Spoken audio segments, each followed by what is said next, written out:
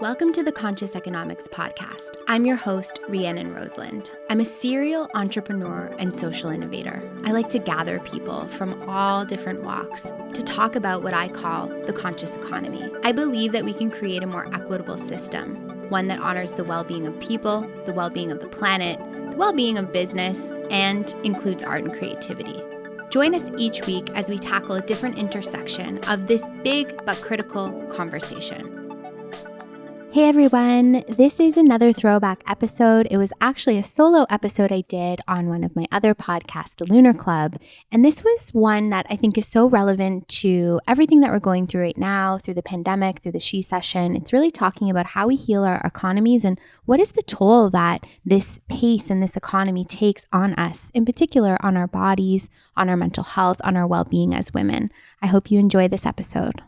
This is Rhiannon Rosalind, your host of the Lunar Podcast, and I am just jumping on for another quick solo episode today. We are actually launching a really important program. Actually, by the time that this podcast comes out, I believe we will have just officially launched it. And so I wanted to kind of talk today about this idea or this concept of healing the economy and healing our relationship to money. And that's really the work that we've been doing and the work that we're putting out into the world. And so the team and I have just released a new program for young people, but it's really for everyone. And it's called Mindfulness Money. And really it's our take at financial literacy, financial wellness through the lens of social, emotional, that trauma-informed lens, that mental wellness lens. And I really, really believe that these things are interconnected. And I know that I've shared, pieces of my story over these last couple of episodes. But what I really have to say is that I am somebody who identifies as a trauma survivor. And I have PTSD, complex PTSD. It's something that went undiagnosed in me for quite some time. And that really manifested in some nasty ways for me. I didn't realize what I was doing, what I was really coping with, because a lot of the things that I experienced and I went through were really normalized. And, the truth is that has happened to all of us in some capacity, in some way, especially those of us that have struggled financially. So whether we grew up in households that were struggling financially or whether, we ourselves at some point struggled financially. I know a lot of people who were out of their homes really early, or home wasn't a safe place. So they were out the door at 15, or perhaps they grew up within the system and just always sort of felt like they had to watch out for themselves or figure it out on their own. And for me, I really felt like that from a very early age. I got this sense inside of me that I was on my own in many respects. Like I had to take care of myself, and my house was unpredictable. I had, multiple living arrangements and situations throughout my childhood. I never really was in the same house consistently over the course of, a week or even 2 weeks. I was often very much back and forth between my mother's place, between my grandmother's place. And then as I got older, really kind of living almost or like couch surfing my way through the years with friends and spending, minimal time in my home because I had a lot of different things that were happening in my home. There was addiction issues, which I've, spoken really publicly about. There was violence in my home. There was just different traumas. And to be really, really fair and honest, a lot of what was happening inside of my house was undiagnosed or untreated mental health, especially PTSD. And so I just recently released this op-ed piece that maybe some of you have read, and I'll link it below, a piece that I wrote about that trip down memory lane that I took just recently in really looking into the history of my grandfather's life. Now, my grandfather passed away when I was 6 years old, and what I remember of him was, it sounds kind of awful. I remember he was a very interesting man and, he tried to teach me things, but I also remember him as a really big drunk. And I didn't really even know how to conceptualize what was happening when I was a little girl, but I just remember my grandfather often falling down. And so I would have to go and get my grandma because grandpa fell down. And I just kind of thought that happened because he was old. And so this is what, was normal. But really, he was falling down drunk. And he was very, very badly traumatized from his time in the war. My grandfather was a very honorable and very intelligent man. He was an inventor. He was really named a whiz kid. He worked at de Havilland, which is now Bombardier, at Downsview in Toronto. And he was an incredible aerospace engineer who made significant contributions to the war and to the creation of an important plane that was used in the war, the Mosquito bomber. Long story short, and you can read a little bit more about that story in my article, my grandfather had very, very complex PTSD from not only serving in the war, but also when he came back, there was a very tragic incident in a victory tour of this plane that he had a very significant role in the creation of. And so his life was spared, but he lost many great friends that day. And it was just a very, very challenging time. And, in those days, and this is the thing, I know we have a long way to go when it comes to talking about mental health or erasing the stigma. But what I do want to say is, we are light years ahead of where we have been. And in the age and time that my grandfather was alive and after the war, many of those that served in the war were completely left untreated with complex PTSD and other severe mental health. And people coped in different ways. And of course, there might have been some programming, but really not much. And I think coupled with this idea of toxic masculinity, many men were taught to white knuckle it. And so white knuckling it often meant using numbing agents, whether that be alcohol, drugs, food, sex, money, gambling, all of the above. And I think that that's exactly what happened to my grandfather. And so as a result, the family unit became unhealthy. There was trauma because when you grow up with a parent that's sick like that, it rubs off. Everybody kind of takes on different parts of it. And if there isn't the right supports for people and for families, this is really how intergenerational trauma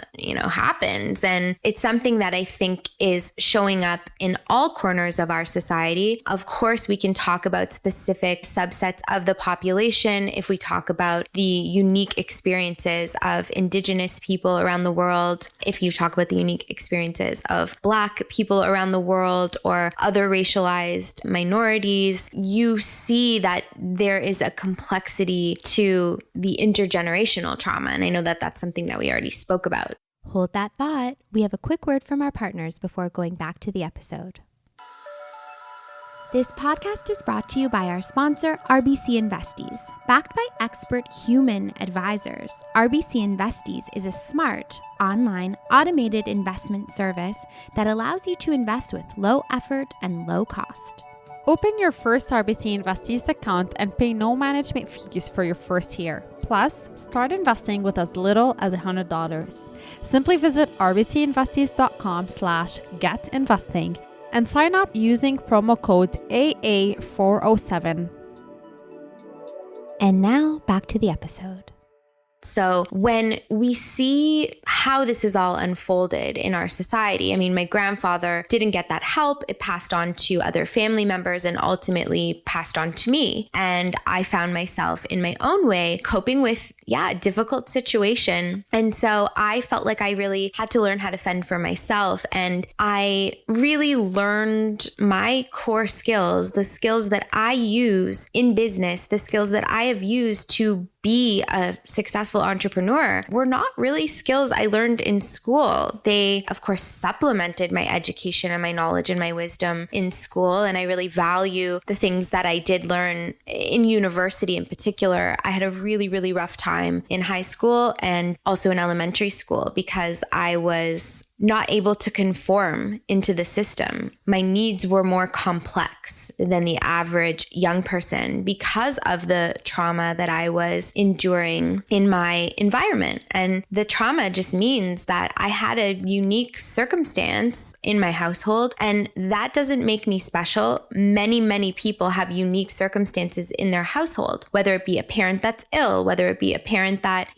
is new to the country and can't speak the language or can't find the same level of work, or there's just so many different complex issues and different things that can crop up in families. And when we have a system like we do right now, where the sole focus is on sort of profit at the expense of all things, we can try and put, community infrastructure in place. But ultimately, if we don't have the economic infrastructure, which means the business infrastructure to support people's unique challenges and really economic infrastructure to support healthy families, if we don't have that in place, which I would deeply argue we don't right now, then you are going to get a very, very fragmented system. And that's exactly what we have now. So we have these very few elite that are living it up, that are doing really well. And then we kind of have a middle section of people. And then we've got people on other extreme that are just never going to be able to get above water with the way that everything is set up. So I'm really, really excited to continue to speak with other leaders about this particular issue that I'm talking about right now. But for now, I'm talking about it from a lived experience. And so I watched my family members struggle, working very hard, certainly not lazy,